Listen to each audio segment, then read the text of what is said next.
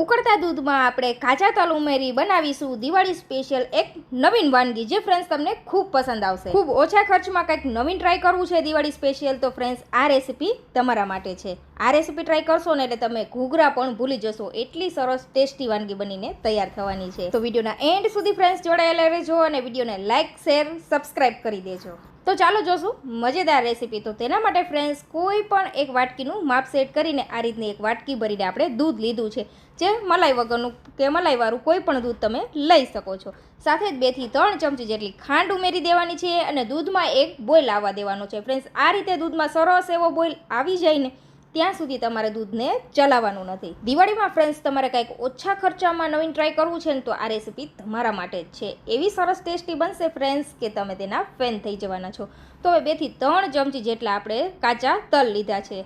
તો આ રીતે ફ્રેન્ડ્સ દૂધ ઉકળે પછી જ તેની અંદર આપણે તલ ઉમેરવાના છે. અને તલ ઉમેરી દઈએ ને પછી આપણે 5 મિનિટ માટે તલને એમનેમ થવા દેવાના છે, જેથી શું થશે ફ્રેન્ડ્સ, તલ છે તે સરસ એવા બફાઈ જશે. આ ટ્રીક ફ્રેન્ડ્સ જરૂરથી ટ્રાય કરજો, તમને ખૂબ જ ઉપયોગી થવાની છે. અને આ વાનગીનો ટેસ્ટ તો એટલો સરસ છે ને ફ્રેન્ડ્સ કે તમે હજારો રૂપિયાની કિલો મીઠાઈ લેશો ને તો પણ આની સામે ફીકી લાગશે. એટલો સરસ ટેસ્ટી એવો આનો ટેસ્ટ આવે છે. તો જરૂરથી ફ્રેન્ડ્સ ટ્રાય કરજો. તો તમે જોઈ શકો છો ફ્રેન્ડ્સ, દૂધ છે તે અહીંયા ઘટ થવા લાગેલ છે અને તલ પણ સરસ સ્ટીમ થઈ ગયા છે, અહીંયા જોઈ શકો છો ફ્રેન્ડ્સ. તો હવે શું કરવાનું છે, આ મિશ્રણને આપણે ટોટલ 5 મિનિટ માટે થવા દેશું. 5 મિનિટ પછી આપણે ગેસની ફ્લેમ બંધ કરી દેવાની છે. ઉતાવળ નહીં કરવાની ફ્રેન્ડ્સ, 5 મિનિટ માટે તો તેને થવા જ દેવાના છે, જેથી તલ છે તે સરસ ફૂલી જશે અને કાચા નહીં લાગે. તો આ રીતે તલને આપણે હવે ઠંડા થવા માટે રાખી દેવાના છે. ત્યાં સુધીમાં આપણે એક બાઉલ લઈ લેશું. તેની અંદર ફ્રેન્ડ્સ આપણે ઉમેરીશું એક આ રીતનું બાઉલ ભરીને ઘઉંનો લોટ. અહીંયા કોઈ પરફેક્ટ માપ નથી ફ્રેન્ડ્સ, તમે આ રીતે અંદાજે તમારે જે રીતે નાસ્તો બનાવવો છે ને તે મુજબ તમે લઈ શકો છો લોટ. તો અહીંયા આપણે ઘઉંના લોટનો ઉપયોગ કરેલો છે, તમે મેંદાના લોટમાંથી પણ બનાવી શકો છો. હવે લોટથી અડધું આપણે દૂધ લીધું હતું, તે વાતની ધ્યાન રાખવાની છે. જેટલો લોટ લ્યો ને એનું અડધું દૂધ લેવાનું છે. પછી આપણે શું કરવાનું છે, તેની અંદર મોણ માટે ઘી ઉમેરવાનું છે. તો અહીંયા 2 થી 3 ચમચી જેટલું આપણે ઘી લીધું છે. ફ્રેન્ડ્સ અહીંયા તેલ કરતાં ઘીનું મોણ આપશો ને તો તમારો નાસ્તો સરસ એવો ક્રિસ્પી બનશે. તો આ રીતે સરસ આપણે એક દાણામાં મોણ આપી દેવાનું છે. તમે જોઈ શકો છો ફ્રેન્ડ્સ, તમે આ મેંદાના લોટમાંથી પણ નાસ્તો બનાવી શકો છો, પણ આપણે નાસ્તાને વધુ હેલ્ધી બનાવવા માટે ઘઉંના લોટનો ઉપયોગ કરેલો છે. પણ તમે પસંદ તમારી છે, જે ઉપયોગમાં લેવું હોય તે લોટ લઈ શકાય છે. હવે આ રીતે સરસ મિક્સ કરી દઈને પછી આપણે જે તલવાળું મિશ્રણ હતું ને તે ઠંડુ થઈ ગયું છે, તેને ઉમેરી દેવાનું છે. દૂધ અને તલવાળું જે મિશ્રણ હતું ને તે થોડું થોડું ઉમેરતા જઈને આનો લોટ બાંધવાનો છે. આપણે તલવાળું મિશ્રણ એકી સાથે નહીં ઉમેરી દેવાનું, આ રીતે થોડું થોડું ઉમેરતા જવાનું અને લોટ બાંધતું જવાનું છે. ફ્રેન્ડ્સ લોટ બાંધીએ છીએ ત્યાં સુધીમાં તમે ચેનલ ઉપર નવા છો, હજુ સુધી ચેનલ સબસ્ક્રાઈબ નથી કરી ફ્રેન્ડ્સ, તો ઝડપથી જાઓ અને ચેનલ સબસ્ક્રાઈબ કરી લો.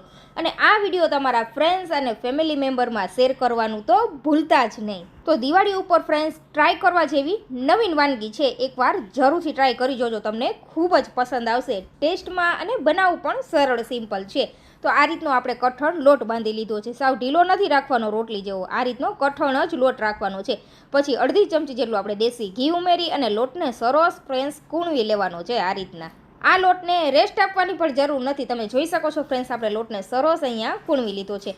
પછી આપણે તેના મીડિયમ એવા લુવા કરવાના છે. તો આ રીતે તેને મોટા પાટલા ઉપર લઈ લેશું અને તેમાંથી આપણે મીડિયમ સાઇઝના લુવા રેડી કરવાના છે. તમારે જેવડી નાની મોટી સાઇઝ રાખવી છે ને તે મુજબ તમે બનાવી શકો છો. આ નાસ્તો બનાવવામાં ફ્રેન્ડ્સ 10 થી 15 મિનિટ જેટલો સમય લાગશે, જાજો સમય પણ નહીં લાગે. તો દિવાળીએ અનહેલ્ધી નાસ્તા ખાવા કરતાં ફ્રેન્ડ્સ ઘરે બનેલા ચોખ્ખા નાસ્તા ખાવાથી આપણા સ્વાસ્થ્યને પણ નુકસાન નથી થતું ફ્રેન્ડ્સ. તો આ રીતે ઘરે બનેલો ચોખ્ખો નાસ્તો જ ખાવો જોઈએ અને તમે મહેમાનોને પણ ખવડાવી શકો છો. આ નાસ્તો તમે મહેમાનોને ખવડાવશો ને ફ્રેન્ડ્સ તો તે લોકો પણ પૂછશે કે તમે તેને કેવી રીતે બનાવેલો છે, એટલો સરસ ટેસ્ટી લાગશે.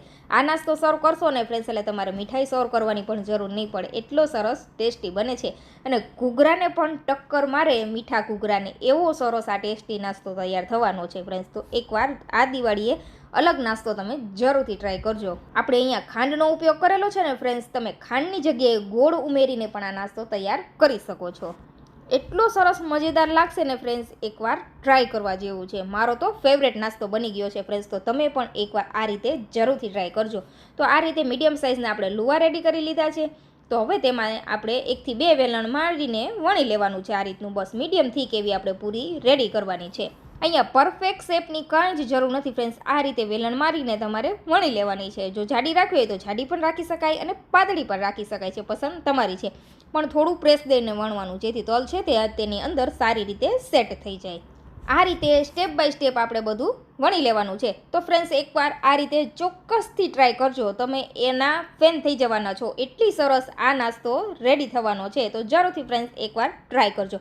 અને આ રેસીપી ફ્રેન્ડ્સ તમને પસંદ આવે છે તો ચેનલને સબસ્ક્રાઈબ કરજો અને વિડીયો તમારા ફ્રેન્ડ્સ ફેમિલી મેમ્બરમાં શેર કરવાનું તો ભૂલતા જ નહીં. અને મને સપોર્ટ કરવા માટે વિડીયોને એક લાઇક જરૂરથી કરી દેજો. તો અહીંયા બધી જ આપણે પૂરીઓ વણીને રેડી કરી લીધી છે. તો હવે તળવા માટે આપણે તેલ રાખી દઈશું. આ રીતે તેલનું ટેમ્પરેચર આપણે આ રીતનું રાખવાનું છે. તમે અહીંયા જોઈ શકો છો ફ્રેન્ડ્સ.